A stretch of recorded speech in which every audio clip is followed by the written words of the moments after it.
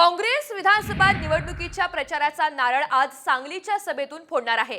राहुल गांधींच्या हस्ते स्वर्गीय पतंगराव कदम यांच्या पूर्णाकृती पुतळ्याचं अनावरण करण्यात आलेलं आहे आणि अगदी थोड्याच वेळात राहुल गांधी यांची सभा पार पडणार आहे। मल्लिकार्जुन खरगे, शरद पवारही यावेळी उपस्थित राहतील। मात्र यावेळी लोकसभा निवडणुकीमधील ठाकरे गटाच्या पराभवामुळे नाराज ठाकरे गटाचे प्रमुख उद्धव ठाकरे अनुपस्थित आहेत।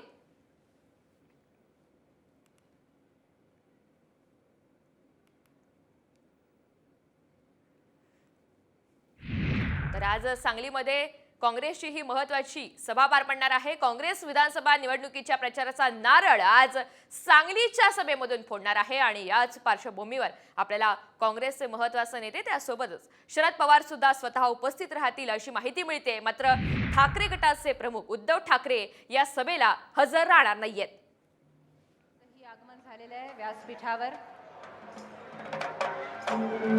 प्रणिती शिंदे सोलापूरच्या खासदार, काँग्रेस खासदार यांचंही व्यासपीठावर आगमन झालेलं आहे।